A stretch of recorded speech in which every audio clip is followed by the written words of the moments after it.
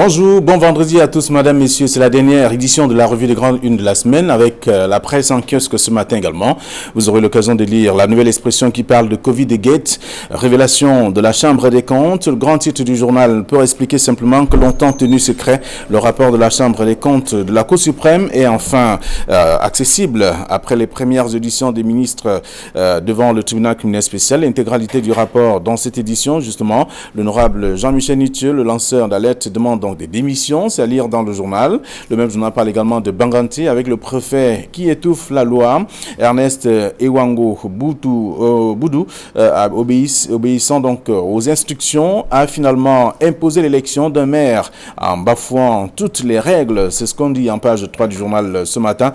Le journal parle également du Covid-19, 358 décès dans le littoral. L'information a été donnée par les responsables de la délégation régionale de la santé publique pour le littoral. C'est ce que le journal propose en page 2. Le journal s'intéresse également au judo avec une championne ignorée, Hortense Vanessa Mbala Tangana, championne d'Afrique en titre, 78 kg, n'ira pas au Sénégal pour des raisons moins claires.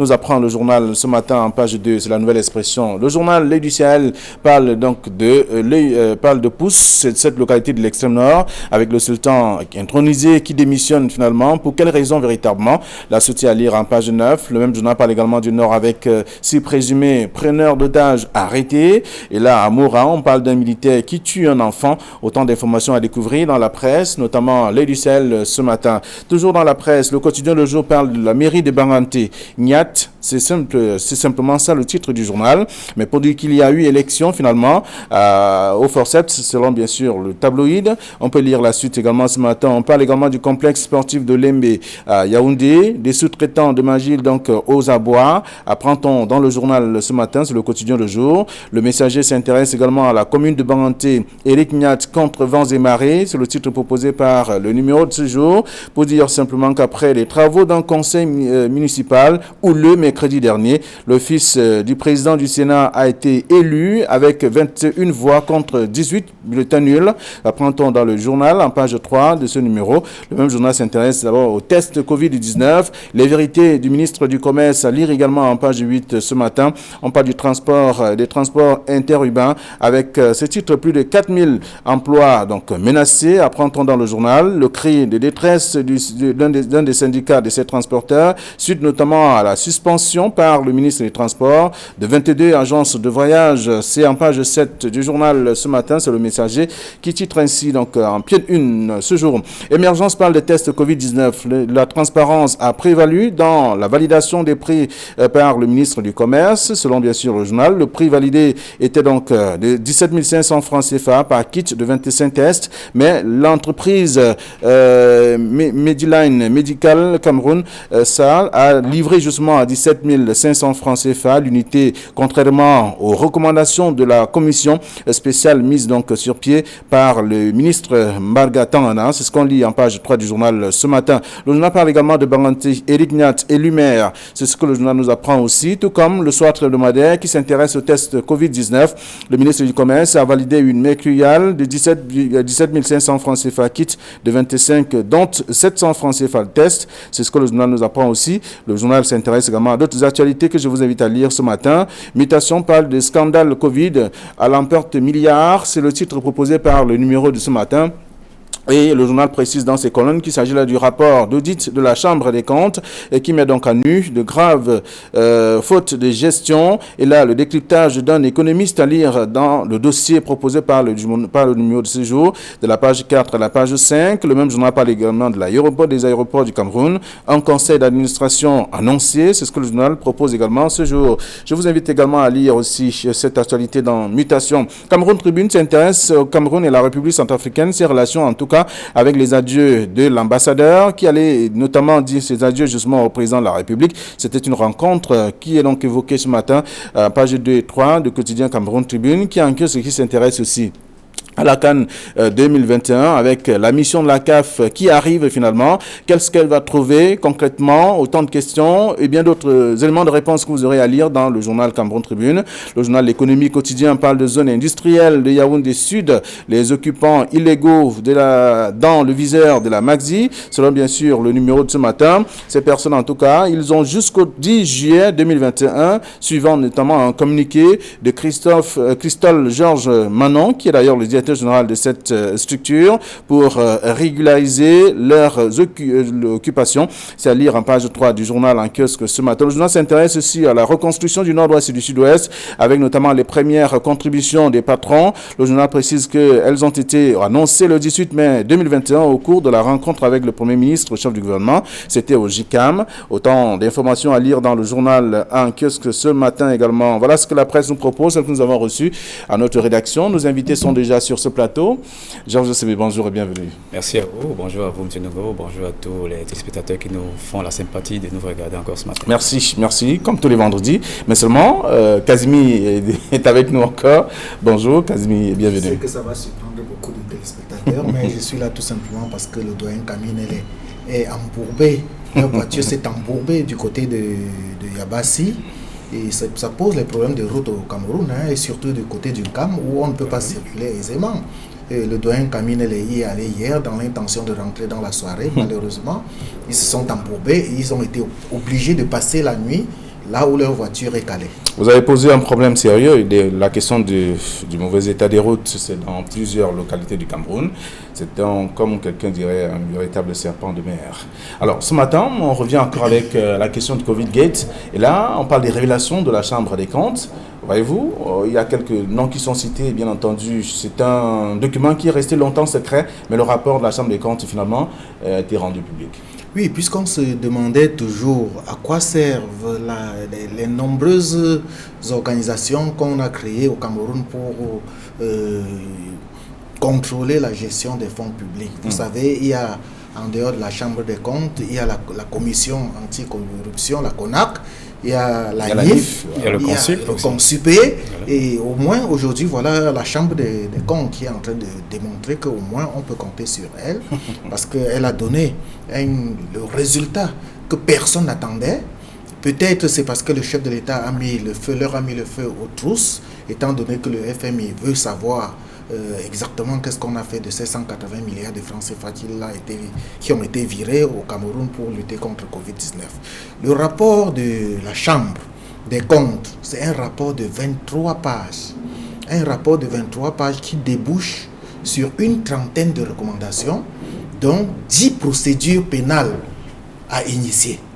Moi, je crois que c'est un rapport qui mérite d'être suffisamment scruté, surtout lorsqu'on regarde dans ce rapport, on voit des infractions telles que les détournements de l'objet social, les distributions du matériel frauduleux, l'absence de prise en charge dans les livres comptables, les paiements en violation de la réglementation en vigueur, l'absence des stocks même de dépistage qui ont été confirmés, même au niveau des ambulances médicalisées. On trouve qu'il y a des choses à redire. Et là, on redonne entièrement raison à Jean-Michel Nietzsche, le député du Vouri-Est, qui d'ailleurs en a profité pour pondre également une autre lettre d'autoglorification. Et moi, je lui donne entièrement raison cette fois-ci, parce qu'il demande la démission pure et simple de tous les membres du gouvernement qui sont impliqués dans ces fonds de Covid-19, et parmi lesquels 4 membres du gouvernement. Je crois qu'on aura le temps peut-être d'en parler, surtout du cas de ces 4 membres du gouvernement. Très bien. De toute façon, le journal est disponible ce matin et revient sur ces révélations de la Chambre des comptes avec l'honorable Jean-Michel Nietzsche, le lanceur d'alerte, qui demande justement des démissions de certains membres du gouvernement qui sont impliqués fortement dans ce qu'on pourrait qualifier de distraction des fonds liés à la prise en charge du Covid-19. Oui, c'est effectivement Jean-Michel, tout à fait, c'est effectivement Jean-Michel Nietzsche qui a sonné le tocsin de ces dysfonctionnements dans la gestion des fonds Covid qui avaient été mis à la disposition du gouvernement par le Fonds monétaire international, une cagnotte de 180 milliards de francs CFA. Et je crois que la presse en a abondamment relayé les effets, les discussions du député du Vouri-Est. Devrait-on se fier à ce rapport? La Chambre des comptes, d'après l'article 41 de la Constitution, a pour compétence de de statuer, de contrôler la gestion des comptes publics, des entreprises publiques et parapubliques. Et elle statue souverainement, mais elle n'a pas de compétences pénales. C'est la raison pour laquelle, dans ce rapport, elle a clairement édicté qu'il y a 10 fautes de gestion qui sont susceptibles d'être instruits pénalement. Donc ça veut dire qu'elle transmet ses recommandations et le dossier à la juridiction qui sera compétente en la matière, notamment le tribunal criminel spécial. Et le directeur de publication l'a dit tout à l'heure, il y a des griefs extrêmement graves qui sont relevés à l'endroit de certains ministères. C'est vrai que le rapport dit que c'est 21 ministères qui ont été passés au crible et que 19, logiquement, ont répondu à leur sollicitation, à la sollicitation de la Chambre des comptes. Mais c'est quasiment le 3 quarts du gouvernement au moins qui a bénéficié des largesses du FMI et l'usage qu'ils en ont fait, un usage très peu orthodoxe. Donc, le rapport est tout à fait clair. Et je crois que, puisque la presse ne parle que de ça, à travers vos questions que vous allez nous poser, on va revenir de long à large sur le fond même du rapport qui a été rendu public depuis mars 2021 par la Chambre des comptes. Oui, et en même temps, on parle aussi du test Covid-19 avec notamment Émergence ce matin qui parle de la transparence qui a prévalu dans la validation des prix par le ministre du Commerce. Mais est-ce que cela a été le cas un peu pour tout le monde? Moi, je ne le pense pas. Et ça rejoint le cas de 4 membres du gouvernement dont le député Nietzsche demande la démission pure et simple. Et parmi ces mêmes membres du gouvernement, il y a un cas qui retient particulièrement notre attention, c'est le cas du MINRESI, le ministère de la Recherche scientifique et de l'innovation, qui est tenu par Madeleine Tiente, qui, vous vous souvenez, à l'orée de Covid-19, avait dit que elle peut facilement fabriquer certains médicaments, dont la chloroquine et l'azithromycine, qu'elle pouvait facilement faire dans les laboratoires camerounais, peuvent facilement les fabriquer. Et on lui a octroyé 4 milliards de francs CFA uniquement pour cela. Malheureusement, vous vous souvenez également qu'elle s'était déjà illustrée d'abord avec l'histoire des chauves-souris, ensuite avec l'histoire du Fipangrassi. J'insiste pour reprendre exactement comme elle avait dit. Maintenant, elle dit qu'elle peut fabriquer les chloroquines et l'azithromycine. Malheureusement, on lui octroie 4 milliards de francs CFA pour cela. Elle n'a utilisé que 350 millions de francs CFA. Qu'est-ce qu'elle en a fait des 3 milliards 650 qui ont été en surplus de ce budget-là? Lorsqu'on regarde le rapport d'étape de la Chambre des comptes, on se rend compte qu'elle a simplement importé de l'Inde ces 2 médicaments-là à concurrence de 350 millions de francs CFA. Et je crois que ça, c'est une faute suffisamment grave. Et le député Jean-Michel Nietzsche a raison de demander la démission. Mais il y a une autre chose qui me surprend un peu à la lecture de tout ce qui est apparu ce matin, Flavien. C'est un pool de journaux paraissant à Yaoundé qui s'octroie, qui devient le justicier, qui devient l'avocat du diable et qui commence à défendre tel ministre contre tel autre ministre dans cette affaire de Covid-Gate. Moi, je crois que ce n'est pas cela le rôle de la presse. La presse doit donner l'information, qu'elle plaise ou qu'elle ne plaise pas. Ça doit être une information sans commentaire. D'ailleurs, on dit que les faits sont sacrés. Les commentaires sont libres. Très bien. Georges Sémé, à la suite de cela, également, je parlais de la une d'émergence ce matin également. Test Covid-19. Plusieurs tabloïds sont revenus sur cette même titraille. Il y a également le SWAT hebdomadaire et bien d'autres aussi qui s'intéressent justement à la sortie ou alors au cas qui concerne exclusivement le ministre du Commerce. Alors, le ministre du Commerce fait partie de ces ministères pour lesquels les recommandations ont été formulées. Et pour faire un peu un récapitulatif, la Chambre des comptes a formulé 30 recommandations, à savoir 25 pour le ministère des Finances, le ministère de la Santé à lui tout seul, et 20 pour le ministère de la Santé, je crois, 5 pour le ministère des Finances et 1 pour le MINRESI et le ministère du Commerce, etc. Donc, le ministère du Commerce est bien évidemment impliqué dans tous ces observations qui ont été relevées par la Chambre des comptes. Pour revenir un tout petit peu sur le cas du MINRESI, c'est vrai qu'elle a reçu une partie de l'argent. Elle a reçu une partie de l'argent qu'elle a utilisé à sa façon. Et le rapport de la Chambre des comptes nous dit effectivement que dans les 180 milliards qui ont été alloués au Cameroun dans le cadre de cette facilité à soutenir le Covid-19, en l'état actuel de l'utilisation, il n'y a que 33% de cet argent qui a été engagé et 47% qui ont reçu des dotations. Donc ça veut dire que on est dans la fourchette de 60 milliards dans les 180 milliards. Donc ne pensons pas que tous les 180 milliards ont déjà été complètement engagés. Et puis il y a encore un reste. Il y a encore un reste qui attend des engagements et un autre reste qui attend des allocations. C'est très important de formuler ça ainsi. Et je pense que pour terminer sur la démarche du député Ninche, c'est bien. Le suivi de l'action gouvernementale, c'est ce qu'on attend des députés en dehors de ce qu'il y ait des actions à effectuer sur le terrain dans le cadre des micro-projets. Il faut qu'il y ait un suivi étroit de l'activité gouvernementale. Et il a eu ce cran de le faire et de dénoncer un complot qui ébranle pratiquement toute la République parce que, comme je le disais tout à l'heure, il y a au moins 3 quarts des ministères qui sont impliqués. Mais seulement, on a envie que... Et j'allais rebondir tout à l'heure sur la joie du DP qui disait que la Chambre des comptes a fait son travail. Non, c'est parce que le président de la République a dit qu'il faut le faire. À travers le ministre d'État, secrétaire général du président de la République, qui a dit que le président de la République est très fâché. Il faut que la Chambre des comptes aille voir ce qui se passe dans la gestion des comptes publics. C'est parce que il y a eu cette injonction présidentielle que la Chambre des comptes s'est pliée à cette injonction. Maintenant qu'il y a ce rapport, on nous annonce qu'il y a des auditions au TCS. On a bien envie que après ces auditions, qu'il y ait des sanctions. Parce qu'il y a plusieurs rapports, soit de la Chambre des comptes, soit du Consup, qui sont restés tout à fait lettres mortes, alors qu'il y a eu des graves atteintes à la fortune publique. Donc on veut qu'avec cet argent du Fonds monétaire international, que les sanctions soient prises. Et j'aborde dans le sens où, bon, c'est bien vrai qu'il y a très rarement des ministres, lorsqu'ils sont indexés de malversation, démissionnent. Mais je crois qu'on peut anticiper. Le président de la République peut, par exemple, former un gouvernement. C'est-à-dire les dessaisir de leur puissance ministérielle qui fait qu'ils ont un certain zèle, par exemple, devant la Chambre de comptes, à ne pas répondre à la sollicitation de la Chambre de comptes. Quand ils seront dessaisis de ce zèle ministériel, je crois qu'ils seront un peu plus humbles et à ce moment, le TCS pourra aisément faire son travail et s'ils sont reconnus coupables, qu'ils reconnaissent, qu'ils soient tout simplement interpellés et arrêtés. Je peux vous rassurer qu'on est en train d'évoluer exactement vers cela. Hein. Donc ne soyez pas surpris que dans les jours qui Vous lisez dans la boule de cristal? Oui, non. Si on est dans un pays normal, des membres du gouvernement qui sont impliqués et fortement impliqués dans des détournements de deniers publics comme cela est le cas, on devrait tout simplement les décharger de leur... On a parlé de faute de gestion.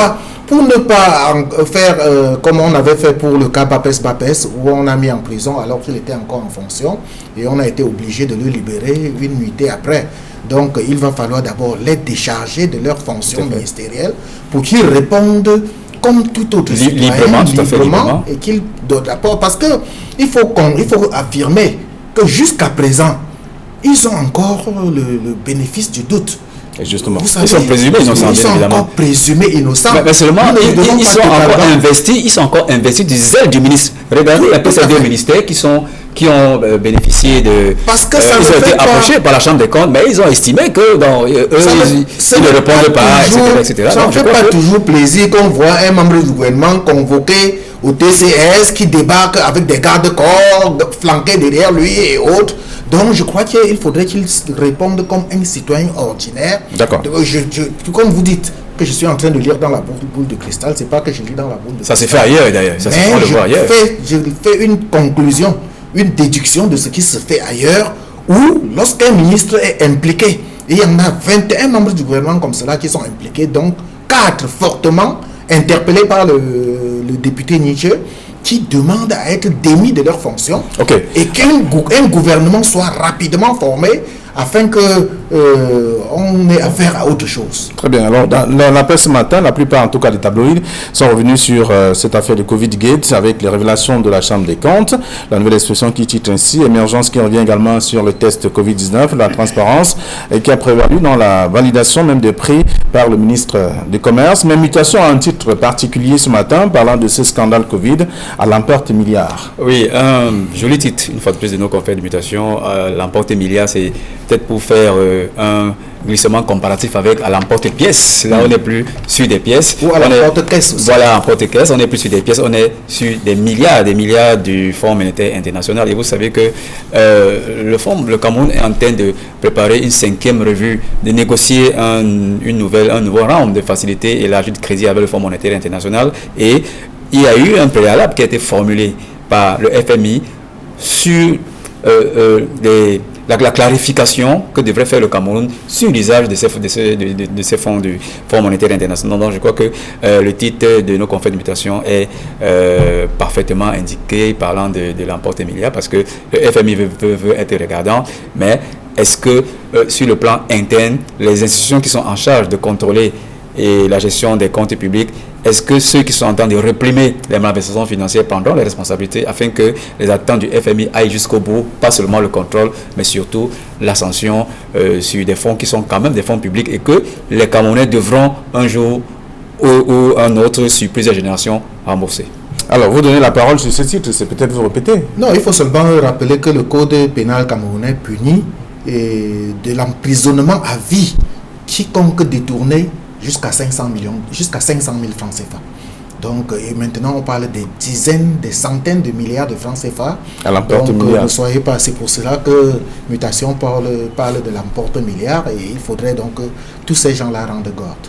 Et très bien, alors, donc, ce matin, il y a notre sujet qui fait le tour de plusieurs tabloïds. Il y a la nouvelle expression qui parle de Banganté avec le préfet qui étouffe la loi. Le journal titre explique qu'Ernest Iwango, obéissant justement aux instructions, a finalement imposé l'élection d'un maire en bafouant toutes les règles. C'est ce que le journal nous apprend en page 2. Il y a en même temps le messager qui parle justement de commune de Banganté, Éric Niat contre vents et marées. Autant de titres et également la une du quotidien de jour, mairie de Banganté, Niat simplement. Voilà ce que le journal propose ce matin. Alors l'information sur l'élection du maire de Banganté n'a pas échappé aux confrères, comme celle liée au Covid-19, et vous savez que la presse n'en parle que depuis le 3 mai jusqu'au 19 mai, date de l'épilogue de cette élection dans des conditions extrêmement difficiles, et j'ai parfaitement aimé le titre de la nouvelle expression qui parle d'une césarienne, ou alors de le jour qui parle d'un accouchement au forceps. Ça traduit bien évidemment les difficultés qu'a éprouvé le préfet pour conduire cette élection, et nos confrères de la nouvelle expression disent que le préfet a étouffé la loi en rapport à ce que après l'impasse du 3 mai, le 6 juin, conformément à la loi, bien évidemment, le préfet devait conduire le vote, quel que soit le quorum. Et malheureusement, il a simplement choisi, alors qu'il avait toutes les possibilités légales de clôturer ce vote, il a choisi de renvoyer encore l'élection pour ce 19 mai. Donc, c'est la raison pour laquelle nos confrères disent qu'il y a eu un étouffement de la loi par le préfet, et je suis parfaitement d'accord avec eux. Au-delà de ce que on a vu qu'il y a eu quand même une sorte de jeu malsain entre le préfet qui est le représentant de l'État et l'autorité politique du RDPC qui est Claubert Tchatat, qui est, je crois, le chef de la commission départementale du RDPC dans le département du Ndé. Donc il y a eu cette correspondance où M. Claubert Tchatat propose au préfet de tenir l'élection le 19 mai, ce qui est totalement impressionnant dans une république où un responsable des partis politiques propose à un représentant de l'État d'organiser une élection. Donc, je crois qu'il y a eu ce dysfonctionnement-là qui a fait que aujourd'hui, on se rend compte qu'il y a le parti et il y a la loi, mais c'est d'abord, avant la loi, c'est le parti qui est au pouvoir qui dicte sa propre loi. À côté de ce titre de la nouvelle expression, la petite une de la nouvelle expression, le préfet qui étouffe la loi, le messager parle d'Éric Niat contre vents et marées. Oui, je crois que malgré tout, Éric Niat, le fils de l'autre, le fils du président du Sénat, le fils de l'ancien maire de Banganté, beaucoup l'ignorent, beaucoup oublient que Marcel Niat a été ancien maire de Banganté et que son fils vient aujourd'hui être maire comme le papa.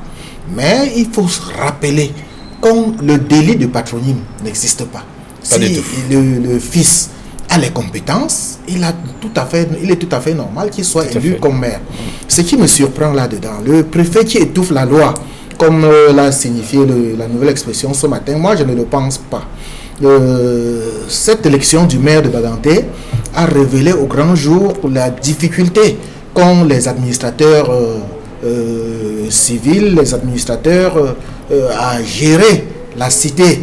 Et vous savez qu'ils ont une arme que personne d'autre ne peut contrôler. Il s'agit du respect de l'ordre public. Et ce n'est que le préfet lui seul qui peut savoir jusqu'où commence et jusqu'où peut s'arrêter l'ordre public. Lorsqu'il sent qu'il y a un problème, que l'ordre public peut être étouffé, peut être troublé, il lui revient en tant que préfet, en tant qu'autorité, de prendre toutes les mesures qu'il faut. Et je crois que c'est ce que le préfet de Baganté, Djundé, a fait. Et non, mais moi, je lui tire entier. Il y a un sur le cas actuel, il n'a pas invoqué l'ordre public. Il n'a pas besoin de le dire. Il n'a pas besoin de le dire. Il faut quand même motiver. C'est quand même un acte discrétionnaire. C'est vrai que c'est un acte discrétionnaire, mais il devrait le motiver. La déduction découle d'elle-même, Georges. Il ne faut pas s'attendre à ce qu'il vienne vous dire qu'il a arrêté ça parce qu'il y avait un trouble, des troubles à l'ordre public. Il y a un vide juridique. Et c'est ce vide juridique que tout le monde exploite. Est-ce que dans un même parti politique, on peut présenter plusieurs candidatures au cours de l'élection d'un maire? C'est un vide juridique. Ne soyez pas surpris que dans les jours à venir, parce que demain, ou alors non, c'est aujourd'hui exactement, qu'aura lieu l'élection du maire de Djombe Penja. Et vous savez que le parti de Paul-Éric Kingé est majoritaire sur les 35 conseillers municipaux que compte la commune de Djombe Penja. Le parti de Paul-Éric Kingé a 24 conseillers. Et ils ont fait déjà une élection primaire pour choisir un candidat qui doit être présenté aujourd'hui. Ne soyez pas surpris qu'en pleine séance, un deuxième ou un troisième larron sorte pour dire, dans le même parti, pour se porter candidat, ce qui n'est pas tout à fait logique. Et c'est là où je dis que c'est un vide. Oui, c'est pour ça qu'il y a un vide juridique. Le vide juridique devrait préciser si c'est les partis politiques qui présentent les candidats pour la mairie, ou si alors un parti politique peut présenter un ou deux candidats. Ça, c'est un vide juridique. Et c'est ce vide juridique qui a créé tout le désordre qu'on a vu. Ce n'est pas la première fois. Et rappelez-vous, vous êtes non loin de Bonabéry, Georges. Vous savez que le maire actuel de Bonabéry n'avait jamais passé l'élection primaire. Et qu'on avait élu quelqu'un d'autre à l'élection primaire dans le RDPC. Et lorsqu'on est arrivé en séance de plein droit, il y a un candidat qui est sorti et qui s'est présenté et qui a été élu, qui est maire jusqu'aujourd'hui. On a failli vivre le même cas pour le super maire de la ville de Douala. Heureusement que les émissaires venus de Yaoundé du comité central ont réussi à calmer la tempête et qu'on n'a pas eu cette tempête d'envers vers d'eau qu'on aurait dû avoir. Donc, je dis, il y a un vide juridique et le préfet avait l'entier droit de gérer et de calmer les ardeurs. Finalement, vous avez vu que c'est les mêmes 21 conseillers qui avaient élu le maire de Baganté, c'est-à-dire Éric Niat. C'est eux qui l'avaient élu à l'élection primaire. C'est les mêmes qui sont restés et les autres 18 conseillers qui ne l'avaient pas élu ont voté pour un bulletin nul. Donc je crois que même si on avait organisé cette élection dès le départ, il y aurait eu le respect de cette élection primaire-là. Les 21 conseillers qui l'ont élu le 19 l'auraient élu depuis le 3 ou depuis le 6. Voilà. Alors, on le voit bien dans la presse ce matin, la nouvelle expression parle de Banganté avec le préfet qui étouffe la loi, c'est en page 3, le quotidien Le Jour parle de mairie de Banganté, Niat tout court, et le messager dit, Éric Niat contre vents et marées, élu à la mairie, la commune de Banganté, et là également émergence en pied d'une ce matin, parle d'Éric Niat, élu maire. Alors, autant de titres également peut-être pour avant de sortir, ce qui se passe avant de sortir, à Banganté. Peut-être avant de sortir, Flavien, juste une chose à préciser. C'est que Éric Niat aura à gérer toute cette situation compliquée où on a vu que la mairie de Baganté n'est pas aussi simple qu'on le pensait. Il y a des gens dans l'ombre qui tirent les ficelles. Il y a des ethnies qu'il faut préserver. Il y a des villages qui disent qu'ils ont aussi droit au chapitre. Il y a tout ça là que Éric Niat devrait gérer et qu'il, heureusement, je crois que dans sa lettre de remerciement, il a annoncé les couleurs en disant qu'il est le maire de tout le monde et qu'il souhaite que les investisseurs viennent à Baganté. Merci. Alors, plein de titres également, beaucoup de sujets dans la presse ce matin également. Vous aurez l'occasion de lire tous ces titres aussi. Et si vous faites un tour en kiosque, je vous souhaite déjà de passer un très bon week-end. Merci. Bon retour à vos différentes rédactions. Je m'associe ce matin à vendredi soir. Vendredi soir, je prends le droit de citer. Le ramadan est passé. Je crois qu'on a un remplaçant qui est tout aussi valable que celui qui est absent aujourd'hui. Allez, bon week-end à tous et à lundi. Samuel était remplaçant de Job Désiré, tout simplement. Il est devenu le meilleur. Très bien. Allez, à lundi, 9h20. Bon week-end.